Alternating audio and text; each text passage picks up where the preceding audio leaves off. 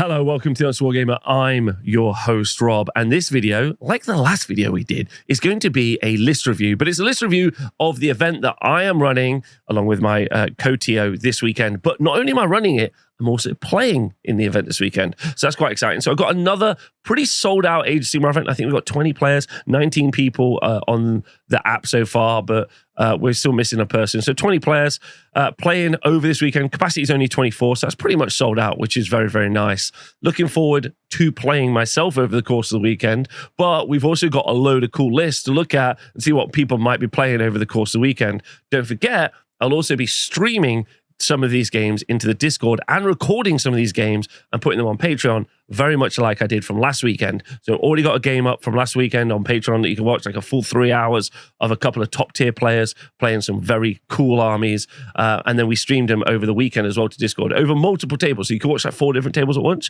which is very fun. So I enjoyed that.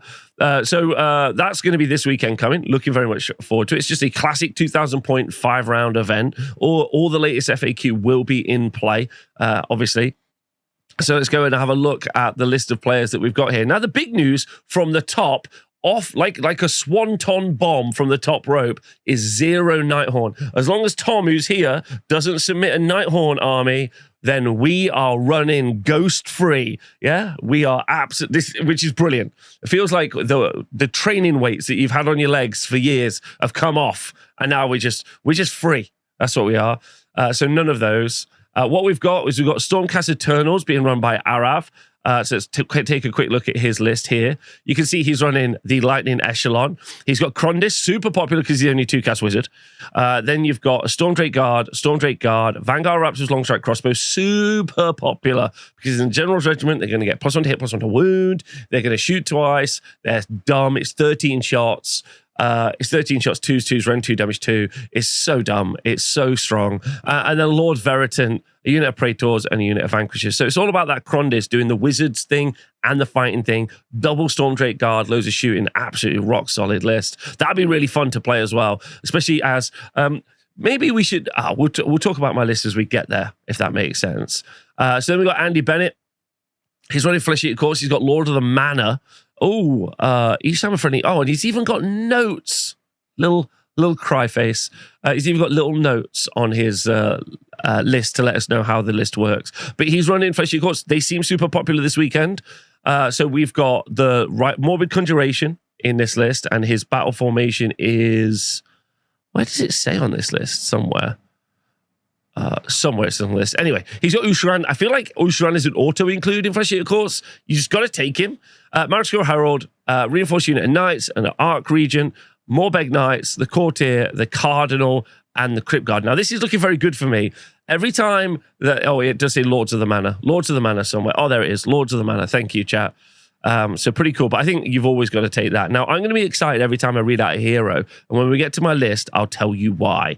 Right, so Andy Ransom. Now, what's cool about Malarkey is if you've been using it, so this is a website called Malarkey. If you've been using it for a while, it will say your win rate, and you can even do casual practice games and have those in there as well. So Andy, hitting it, he's played 5 battles on Malarkey. He's only dropped 2 wins, though. So he's running Vanguard Wing. He's got Krondis, the Vanguard Raptors, Longstrike Crossbows. Andy's the person who made me hate the Raptors. Unit of Praetors, unit of Prosecutors, an Incanter, a Veritant, and then Retributors, Vanquishers, and the Knight Zephyros, which is quite cool. I would like to have seen him reinforce that unit of Prosecutors. I think that they're crazy good. Chris Cameron is running LRL. Looks like his first time's on Malarkey. He's running a Venari Battle Host. He's got the Morbi Kunj Manifestation Law. He's got Leor, which I haven't seen very often. But then he's got that classic 20 Sentinels. Again, that same thing. +1 to hit, +1 to wound. Shoot twice because you're shooting your opponent's turn. Super strong. Then Wardens, a unit of Blade Lords that's been reinforced. Then the Wind Mage, the Wind Spirit, the Wind Chargers, and the River Blades. That is an absolute came to kill it list. That is so good. So much really solid shooting in here, ignoring ward saves, incredibly fast. Those Wind Spirits are super frustrating to pin down.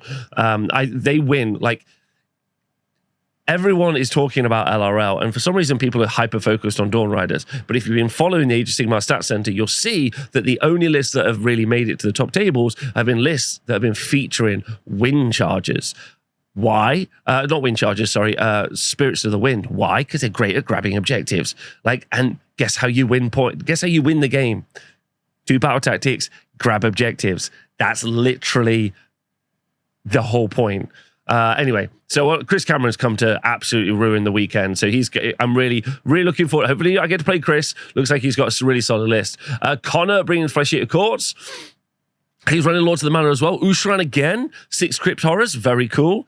Abhorrent Arc Regent, 20 Crypt Guards, 6 Morbeg Knights, 20 Crypt Ghouls of that Vargolf Courtier. He has not bought the Morbi Kunge, and instead it looks like he's got the Manifested Insanity, which kind of makes sense. They work fine. So, yeah.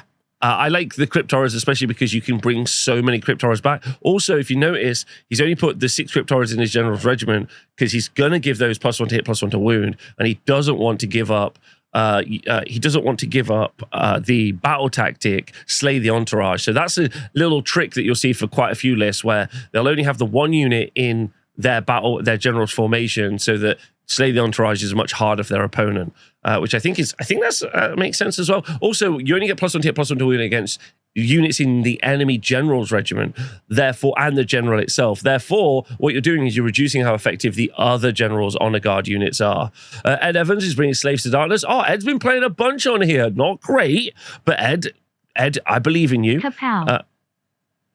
Thank you to Sour Wimple for donating £10 to the show. Kapow! Is this also Connor's first event? If this is Connor's first event, that's adorable. Let's go, Connor, you superstar. So Ed has been playing Slaves to Darkness. He's got the God's Wrath Warband. He has got the Primal Energy Manifestation Law. He's got Be'lakor, 10 Chosen. I think this is Ed's second event. Ed's an absolutely bloody lovely bloke, I've been told by someone in the chat. That's when you know that you're great. When like someone on Twitch is like, I must tell that streamer that guy is the best. So go Ed. So Chaos Chosen, 10 Furies, Chaos Sorcerer Lord, Chaos Knights, and a unit of Varangard. Okay. And a unit of Varangard. So interestingly, this army has got the best T-Whip rating. So this is Slaves to Darkness, got the best T-Whip rating, which means it's the army that's most likely to go further in an event before its first loss, right? Does that mean that Ed is going to do super well here? Let's find out.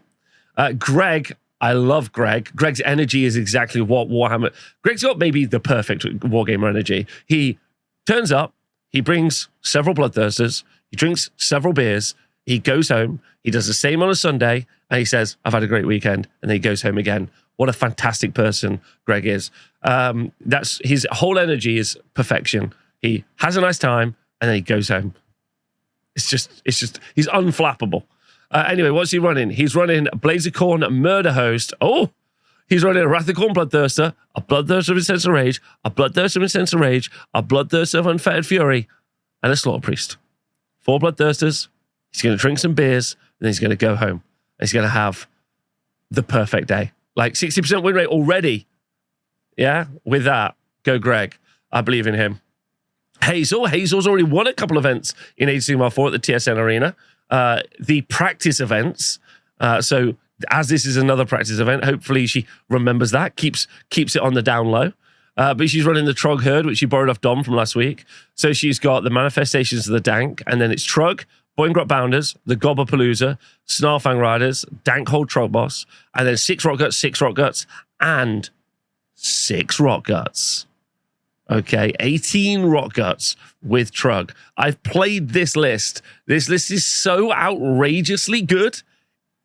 There's no words for it. Killing 6 Rock Guts with a 3-up armor save, 5-up ward save, as they're hitting you back with all of their damage 3 attacks is not easy at all.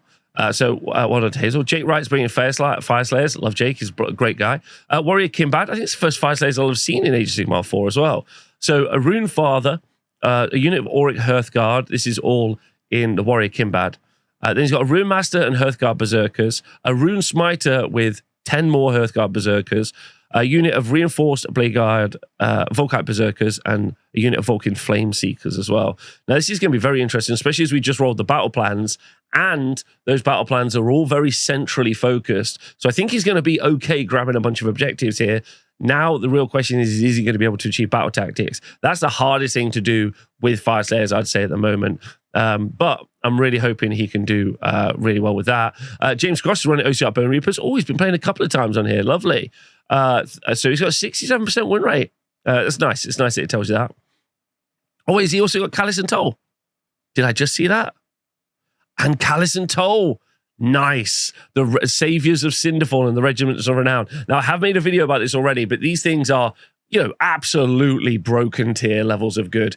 21, 23 health. I think it's 21 health on a 3-up, 4-up. They do... Callus and Toll themselves have got 8 attacks, damage 4 against wizards, which is bananas. Like, so good. And priests as well. Wizards and priests. Just outrageous. That would be the unit that I would want to run this weekend, but I'm running a different Regiment of Renown for the memes. So I'm loving that. So well done to Jake. James Cross running Bone Reapers. He's got the Mortek Ballistari. You love to see it. I love that we're still early enough in the edition. People are making choices that are different. There's not like the best fit right now.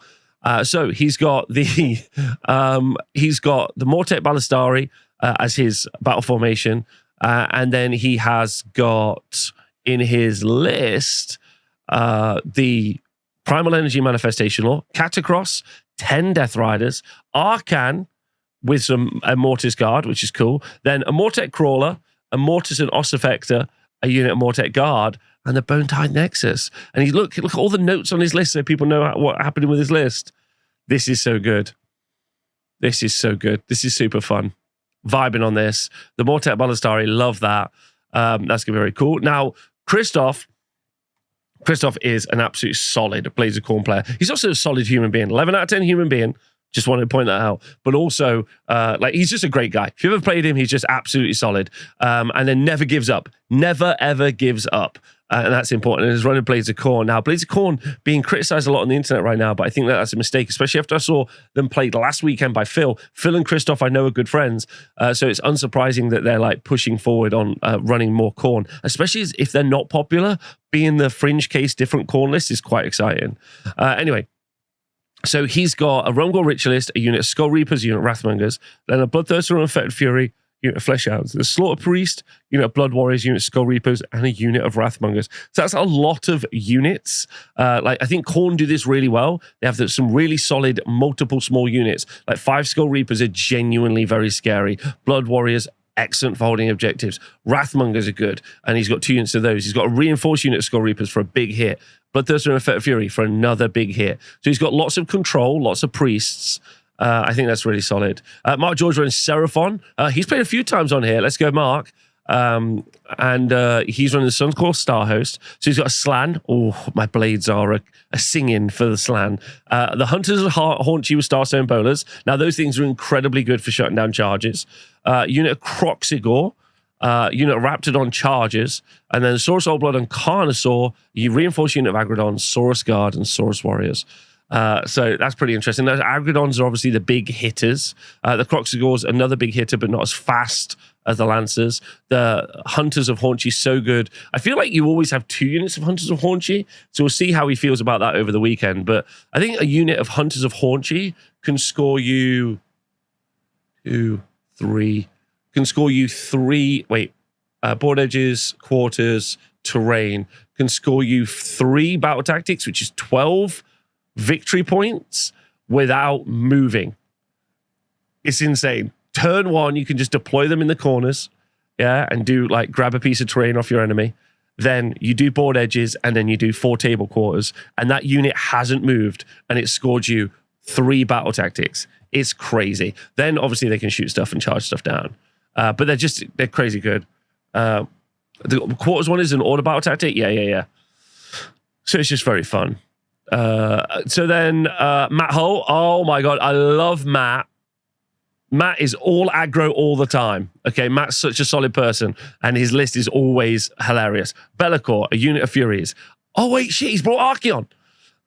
Another unit of Chaos Furies, a unit of Chaos Knights, a unit of Chaos Knights. This is so different. He was running all Varangard, and now he's mixing it up. And this is a big moment for me. It's a big moment that Be'lakor and Archeon are going to be on the board. I'm really hoping I get to play Matt. This is my dream moment. because I want to fight them. Archeon going to be able to choose a turn. That's super important. Chaos Knight's great for holding objectives.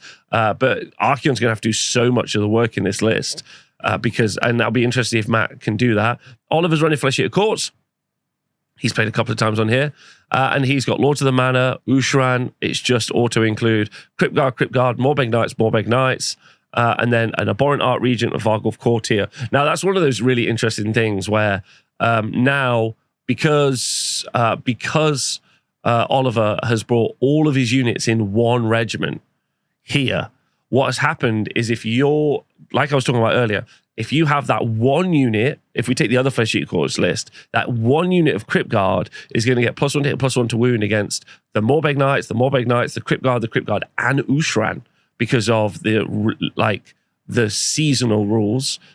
And then, but then, yeah, so you're just getting all this extra damage and then also the opportunity to do another battle tactic against your opponent. But that's what that is. Paul Willis, absolutely love that guy. He's running Sinesh, and I'm getting a practice game with him in like literally 2 hours. Sinessa's big day out, incredible stuff. So he's running Sinessa, Dexessa, the Twin Souls, and Blissbarb Archers. Then he's running the Keeper of Secrets, a reinforced unit of Demonettes, a reinforced unit of Demonettes, and a unit of Slickblade Seekers. And there's even some lore as well. Sinessa takes a sister Dexessa, Auntie Keeper, and the demonic friends to the seaside. Once there, they befriend a very naughty incarnate, corrupt some mortals, and have a big drug-fueled orgy on the beach. That is until the forces of order try to stop their fun. In true Sinessa style, nothing goes according to plan in this wacky feature-length special. Very cool. Very cool. Now, this is a big deal because I don't think Sinessa and Dexessa are very good, but they are absolute memes for being able to work together on the tabletop. And I think, especially as Paul Pershaw is like an old Magic the Gathering player, I can see his brain like loving doing all the combinations on the tabletop. So we'll have to see if it works there. We'll skip me for a moment, and we'll just cover everyone else. So Robin is running Lumineth Realm Lords. He's got 100% win rate at the minute. He's running the Manifestation of the Lord Primal Energy. He's running Eleanor and Elathor.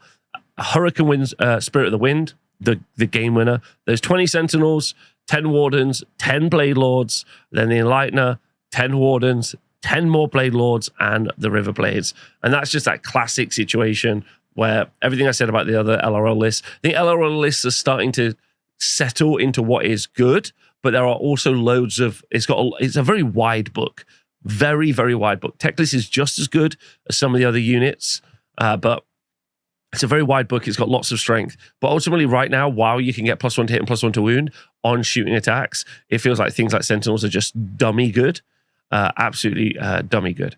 Then Shamay, Sigmar, this is his first Age of Sigmar event, so I'm really excited for him, very excited for him. So he's running the Collegiate Arcane Expedition. He's running the Morby Kunj. He's got Callus and Toll, but in Cities of Sigmar. He's got a reinforced unit of Fusiliers and Toll's Companions. And he's got the Alchemite Warforger, a unit of Wildercorpse Hunt. And then he's got the Pontifex Sinestra and a unit of Freeguild Cavaliers. Then a Freeguild Cavalier Marshal, a unit of Freeguild Cavaliers. So he's going very multiple small units. And then a Fusilier Major on Ogre Warhawk and an Ironwell Great Cannon. And then finally a Battle Mage with 10 Steel Helms. Oh, very interesting. So I thought maybe we would see the doubling up on the Fusiliers, but it looks like he hasn't. We've got some early pre-game move in the Wildercorpse Hunters. Sinestra brings all the power she brings with all of those support pieces. Maybe the best priest in the game. I'm not sure. I don't like the Freeguild Cavalier or Marshal, but I guess with the Sacred Tome, it's fine. So anyway, very fun list. And then finally, Tom has put his Seraphon list on here. So no Nighthaunt. It is determined. We are Nighthauntless, chat. Right? We are Nighthauntless. And then we got the Law of Primal Energy, 2 Hunters of Haunt You Starstone Bowlers. He's done it. A Slan, a Reinforced Unit Croxgall, massive power pieces. Skink Star Priest, Saurus Scarvet on Carno, Agrodon Lancers, Saurus Guard, and the Saurus Warriors. So yeah, big power pieces in the Lancers and the Croxgall. They're super popular at the minute. The Star Priest is really good. The Bowlers, exactly what I said. And then the Saurus Warriors. I think I personally like the Saurus Warriors to be doubled up. I love the Saurus Warriors. I think they're actually really solid. I would take 20. So congratulations to everyone. Now me, what am I running? Great question. So 50% win rate. Oh, don't look. It's so tragic. But lots of this has been like, so this was the Gits one.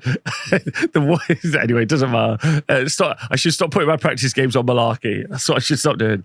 Anyway, my list is called the Neve and Leave. Come on, that's funny. The Neve and Leave. Anyway, so I'm running Sylvaneth, Lords of the Clan, which gets me to heal 3 at the end of a turn. I'm taking the Morbicunge, because you have to take the Morbicunge, which is good. But I'm running a Lariel, a reinforced unit of Kurnoth Great Hunters with bows.